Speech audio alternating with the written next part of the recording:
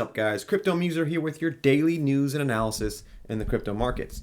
So just to give you guys a heads up ahead of time, if I sound different, if I sound a little sick here, my allergies are running crazy right now. So if you hear me sneeze, if you hear me sniffle, you know what it is, right? I'm not on drugs, I promise. So the first thing I want to give you guys, so we have another huge hack in the DeFi space. Axie Infinity Ronin Network suffers $625 million hack in what may be the largest hack in DeFi history. I mean, $625 million, guys, that's a massive amount of money. So the Washington Post put this out. Hackers hit popular video games, stealing more than $600 million in cryptocurrency. A blockchain powered by NFT game Axie Infinity was attacked, leading to one of the biggest crypto swipes to date. The brazen attack on popular video game Axie Infinity, hackers swiped $625 million in cryptocurrency, the game company executive said Tuesday, marking one of the largest crypto thefts to date amid rising rates of such crime. The theft occurred last Wednesday, according to the company, when hackers infiltrated part of Ronin, the underlying blockchain that powers the game. Developers at Sky Mavis, which runs both Axie Infinity and Ronin, said they only discovered the breach on Tuesday. There's been a security breach on the Ronin network, the company said in the post, in a post in the newsletter. We are working directly with various government agencies to ensure the criminals get brought to justice. And then there's one more thing I wanted to say. Crypto hacks are becoming more common as the amount of trading activity increases. A hack of the Bitmart platform in December resulted in a theft of nearly $200 million in currency, while last summer a hacker in Poly Network, which allows blockchains to work together, for a number of exceeding $600 million as well, though eventually to return the money. So they did, they usually get the money back in these hacks because, as we all know, or as we should know with cryptocurrency, these transactions are transparent, so you can see exactly where the money is going. But the only thing is the how do you pronounce it? Anonymity. I can never pronounce this word. The anonymity of blockchain. That's what keeps, so you can't see who takes the money, but you can see where the money is. So that's the pros and cons of crypto. Obviously, we like that about crypto. We like the privacy aspect of it, where you don't know who has the wallets, but you can see where the wallets are. You can see where the money is. So it makes these hacks almost. I mean, I don't even know why they try to do this, because at some point, they will get caught. But the good thing about all this is that hopefully, in the next couple of weeks or so, we're going to see where this money went, how it was done, and hopefully we get some justice served here, because more and more hacks like this just they look bad for the crypto industry, right? When you're seeing hacks of upwards of $600 million, that's a lot of money. That's a lot of people that need to be paid back, obviously. So we don't like to see this, especially in a great platform like Axie Infinity, which I've been a proponent for a long time now. Just not good to see. Hopefully that money gets back to the people that put their hard-earned money into this project, and hopefully they're made whole at the end of this. But obviously not a good sign, not a good thing to see. So moving on to the next thing here. So Goldman Sachs, this is Ant1 by the way. Goldman Sachs Bank calls Ripple XRP an opportunity. Now it's funny all of a sudden, right? You're seeing J.P. Morgan recently said. Wrote an article about the benefits of using the Ripple platform, right? Utilizing XRP for ODL. Now you see Goldman Sachs Bank calls Ripple an opportunity. You think the tides are turning in this lawsuit? You think? I mean, when this lawsuit first came down, everybody, all the banks, all the influencers out there were calling XRP a shitcoin. We're calling, Ripple deserved this and all this. All of a sudden, the tides have turned. The Blockchain Association and other blockchain advocacy groups are all of a sudden jumping on the lawsuit for XRP. I mean, it's funny how you see, the tables turn all of a sudden when you realize that XRP is going to win this lawsuit, right? So not very surprising to see that, the two biggest banks in the world are all of a sudden pro XRP and pro Ripple. I mean, they want some skin in the game, right? Also, you see this big news for Ripple. This is Mac Attack XRP. Ripple reports 130% yearly basis growth in Asia Pacific transactions amid emerging use cases. RippleNet is a global blockchain-based payment solution developed by Ripple. In recent years, Asia Pacific has risen to dominate the digital banking business. Now, I've said a lot on this channel that you're going to see these, Asia Pacific nations, the Middle Eastern nations really, move a lot faster than obviously the U.S. or the EU in this technology because they're not the leaders in global finance. But what crypto and what blockchain does is it levels that playing field for all these countries around the world to get on the same level, right? And when they can save this much money using crypto for cross-border payments, why wouldn't you do it? And the thing about these countries is they don't have banker, lobbying groups that are trying to slow down this innovation. When they want to get something done, they get it done. That's why the U.S. is it's so slow moving in the U.S. is because you have the banking lobbyists that are just slowing down this innovation. You have the SEC, you have congressmen out there that are obviously bought by these huge corporations and banks, and the last thing they want, they know it's going to happen sooner or later, but they're slowing it down, right? They want to slow it down as best they can because it's going to take money out of their pockets. So you're going to see these other countries like the Asia Pacific countries and the Middle Eastern countries, and then Japan you're seeing moving a little faster because for years they've been left behind basically in the world of finance. So this makes sense to me, and obviously you're going to see more of this happening in the future. And hopefully, us living in the U.S., if you're watching this and you live in the U.S., you hope to see a change in that. Hopefully the U.S. will get on this too, right? Because this helps everybody out, And at the end of this, the banks know at the end of it too that they will save money. So it's like, yeah, they like their transaction fees and their being the intermediary fees and all this garbage. But at the end of the game, they're saving money because the money moves faster, right? This slow, clunky system of SWIFT and just payments as a whole in this world, it might benefit these small banks and these transaction fees and whatever, but when it's all interoperable, right? When the whole world can move money as fast as we can move information, that helps everybody, right? Yeah, the banks might lose some money short term, but long term, they will benefit, at a whole different level that they're obviously not getting. And if they are getting, you're seeing some banks jumping on this technology ahead of the other ones, right? And that's why you're seeing JP Morgan and Goldman Sachs all of a sudden pro Ripple because, it's obviously going to help them out in the end. So the next thing I have here, Susan Friedman, she is head of policy at Ripple, head of public policy at Ripple, and she had this great opinion, and it goes exactly what I'm saying here, of that the U.S. is so far behind with regulation on crypto, right? And even EU, who's not, the EU is not, they're still behind, those Middle Eastern countries and the Asia Pacific countries, but they're getting, they're moving forward with regulation a lot faster than the U.S. And I just like this tweet thread that she put out there real quick.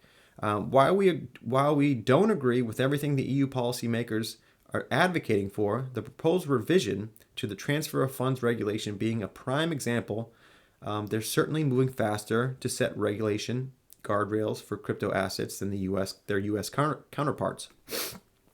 The Markets in Crypto Assets Regulation, which creates a harmonized legal framework for crypto assets in the EU, is likely to pass by the end of 2022 and go into force in 2023. By comparison, the U.S. Will just be completing the reports called for by the Biden executive order. Serious consideration of the legislative proposals that have been put forth in Congress is the best way to ensure the U.S. does not fall behind in the crypto asset space and remains competitive with the EU, as noted in my recent letter to the editor in the Financial Times. Excuse me. These allergies are killing me. So And I love this response by Anderson L down here. The banking lobby in the EU is not as strong, I guess. So, I mean, right? We were just talking about how the banking lobbyists in the U.S. is what is slowing down this innovation in crypto assets, right? And in the EU, yeah, they're there for sure. The big banks definitely have a strong hold on the EU Parliament, but obviously not as strong because it seems like the EU is coming up with regulation a lot faster. And the UK, same thing. So I saw this from BondCrypt XRP. Britain will reveal crypto regulation plans in coming weeks, sources say. The announcement will focus in particular on stablecoins, digital assets that derive from value from existing currencies like the U.S. dollar. So you're seeing this push for regulation in the EU. You're seeing it in the UK, but in the US, they're still talking about it, right? It's like with this executive order, it was like, all you guys get together. We have so many regulators in this government that it makes no sense. But all you regulators in the Federal Reserve and Congress get together and come up with some framework. And by the end of the year, then we'll talk about regulation then. In the EU and in the UK, they're basically moving forward with regulation this year, right? And in the US, they're basically talking about it this year and maybe hopefully get it done next year. And we just know, if you've been following politics at all in this country, you know that everything just moves so slow. With the partisan issues in this country, with the Republican Democrats fighting over everything, they can never agree on anything, right? That means nothing gets done. And I hate to say it, but at the end of these midterm elections, you're going to have it's probably like 99.9% chance that the Republicans will win the House and the Senate. So then you have a Democratic president, and then you have the House and Senate ran by Republicans. Do you think anything is going to get done? No, right?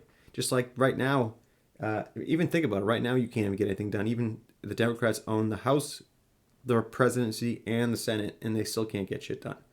I mean, this country, you want something done, it takes years, right? Even when there's 85% that the people want, legalization of marijuana. I think it's like 76% of the country want the legalization of marijuana, and we still haven't done that.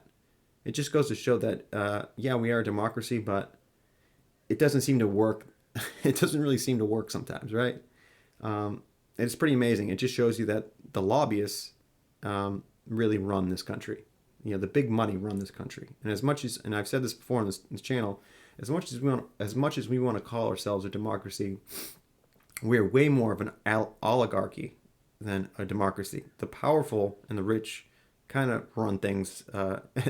And that you could call me a conspiracy theorist, but you obviously aren't, seeing the big picture here if you're saying that. So it is what it is. Hopefully, regulation will move forward in the U.S. a little faster. Maybe by the Republicans owning the House and Senate will maybe fast forward that regulation, because it seems like more Republicans are for crypto than Democrats. So, that's my hope, I guess, but you never know, right? So the next thing I want to talk about is, I didn't want to talk about this on the channel, but it's so big on Twitter and social media right now that you have to mention it. And I probably got a little hate for my views on this, but it is what it is. I mean, the way I look at things is I try to look at things subjectively, right? I don't try to, I obviously have biases. Everybody has biases, but I try to step back from those biases and come to a conclusion and look at it from a broader perspective, right? Well, Chris Larson tweeted this out yesterday, and oh my God, what the Twitter storm that that came up after this. I mean, wow, right? So last year, Chris Larson, by the way, if you don't know who he is, he's the chair of Ripple and co-founder of Ripple. So last year, I published the op-ed calling for Bitcoin to consider a move away from the proof of work to a low-energy validation method. Today, I'd like to share an update on how my thinking has evolved on this front. And I'm not going to read the whole thread. If you guys want to read the thread, you can guys check it out. But it's a long thread where he just outlines, you can't He outlines obviously that Bitcoin is bad for the environment. The mining aspect of Bitcoin is not good for the environment. It uses a crazy amount of energy. It's not sustainable. It's something that Bitcoin maxis are just, they cannot wrap their head around. They can't just, they just always just, I mean, they attack anybody that says Bitcoin is bad for the environment. But obviously it is. We have to admit that, guys.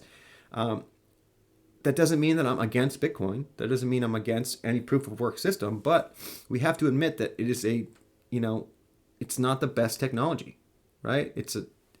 And I always say this. Do you see any new blockchain networks coming out that are using proof of work? No, they're all using proof of stake or consensus or some other new technology because they know that it's not sustainable, right? Sooner or later, they're going to have to confront this issue. They keep pushing it down the line, saying, this is all FUD. This is fake news." It is not fake news. This is real life here. And anybody who says that the environmental impact is not a real thing and that we don't need to worry about it is just lying to themselves. Obviously, you have the Paris Agreement. You have countries all over the world that are pushing for more green energy, and it's something we need to do. I mean, obviously, anybody that says climate change is not real is lying to themselves and is like living in an alternate universe, right? We know it exists. We know it's happening. We know we have to confront it at sooner or later, or it's going to be too late. So, I mean, I hate to see him start this beef up because, I don't think that the chair at Ripple needs to, start headlining this fight against, proof of work. But he does state within this thread and in the article that, he's nothing against Bitcoin and Ethereum. But, there has to be an evolution here away from proof of work, right? That sooner or later it has to happen. So Moon Lambo tweeted out again. So I guess let's look at this first. So Warren Davidson, congressman from, I believe he's from Ohio. Yeah, congressman from Ohio. Tweeted this out against Chris Larson's op-ed and tweet that he put out. He said, "In other words, please ban Bitcoin." And he says, no. I mean, Warren Davidson knows better. If you just read the tweet and read the thread that Chris Larson was trying to say there, he said nothing about banning Bitcoin. He said the exact opposite, right? He said that he wanted to help Bitcoin, right? It's like if we want Bitcoin to succeed, we're going to have to, move it away from proof of work. That's just the bottom line. Yeah, maybe it'll work in the next 5 to 10 years, but what after that, right? What do you do after that? So there has to be a change here. And Moon Lambo didn't like Warren Davidson's tweet there, and he said, "No, Warren Davidson, Ripple co-founder Chris Larson is not calling for a ban on Bitcoin. Quote, I want to see Bitcoin and Ethereum succeed." That's what Chris Larson said in the tweet. Did you even read what Chris actually said? Do you just have some sort of beef with Ripple in general? And this goes back to what, Warren Davidson tweeted out, that fake Ripple tweet a couple of days ago about Ripple owning the XRP ledger and running, basically has control over the XRP ledger. And then he obviously deleted the tweet and then apologized a couple of days later. But you can see that there's some conflicts here, right? Warren Davidson and other people that own so much Bitcoin and Ethereum, you think they're going to say anything bad about Bitcoin and Ethereum when they have millions of dollars invested in these companies and in blockchains? Obviously not, right? And I don't expect them to, right? If I had millions of dollars in Bitcoin or Ethereum, I'd be reluctant to call out these issues too, right? You can't blame them. You really can't blame them. And then Chris Larson even replied to Warren Davidson's tweet and says, "This is the exact opposite of what I've been advocating for. I hold Bitcoin. I want it to be successful in the future. I'm being pragmatic about what's going on. When ETH completes the switch, Bitcoin is the outlier on energy use." I mean, why is Ethereum trying to switch to proof of stake in the first place? I mean, they get it. They understand, what's going on here. But for some reason, Bitcoin maxis just, it's like they're so in tunnel vision of pro Bitcoin, always about f the banks. It's all Bitcoin, right? But you have to think of the big picture here. If you had a Nokia phone, right, and all of a sudden you have an option to go to the iPhone, who's going to keep that Nokia phone? Nobody. You guys are living in an alternate universe if you think that the proof of work system is the only system and it's the best system. It's not, guys. It's old technology. And this is, who said this? Bubba XRP Supreme Leader. He's besides the point, I don't listen to most of what this guy says. He's like a Riddler, XRP Riddler, but he tweeted this out. And this is something that when I read the executive order, that Biden's executive order, I read this paragraph and I knew exactly what they were talking about, right? Today is proof Bitcoin maximalists never read the executive order. They all live in an echo chamber.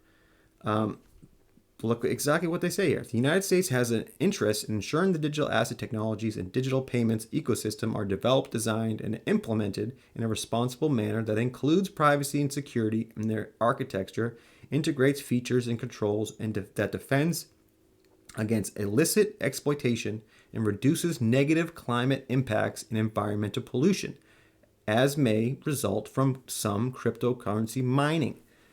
I mean, you saw the EU recently, or was it the UK? It was EU that was going to ban proof of work systems, and they, thank God, took it out of that bill because it's not the time to just ban it, right? You got to give them time, the Bitcoin and the miners time to move to more sustainable way of doing things. But obviously, it's an issue, and anybody that says it's not an issue they're lying to themselves. So these people that are so up in arms against what Chris Larson said, they're just lying to themselves. And I'll just end it with this. David Schwartz, was a programmer for Bitcoin before he went and created XRP with two other Bitcoin programmers. Why did they create XRP? They created XRP and they used this consensus mechanism that they used for XRP because they knew that Bitcoin mining was not sustainable. Right? They wanted to make a better, faster, more scalable, better for the environment crypto asset, and they created XRP.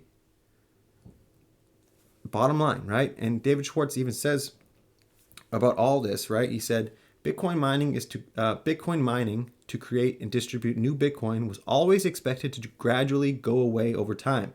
All that remains is a practical solution to the double spend problem. Exactly. As long as you can create a solution for the double spend problem, that's the whole aspect of crypto is, that's how it became a currency. That's how it became permissionless, decentralized cryptocurrency, is to solve the double spend problem. Right now that technology works, you can find a better system than proof of work. Right. Bottom line. And that's straight from the horse's mouth. That's David Schwartz himself, who I even think could be Satoshi Nakamoto, right? A lot of people have that maybe theory out there.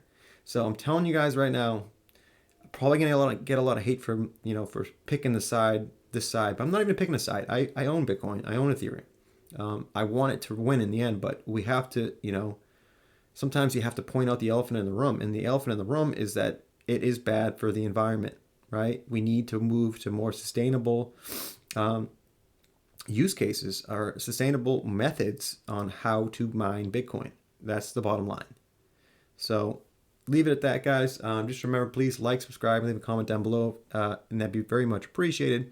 But just remember, I'm not a financial advisor. Please do not take anything I write or say as financial advice. This is for entertainment purposes only. And thanks, guys. And I didn't sneeze the whole time, which is amazing. Thanks, guys. See you on the next one.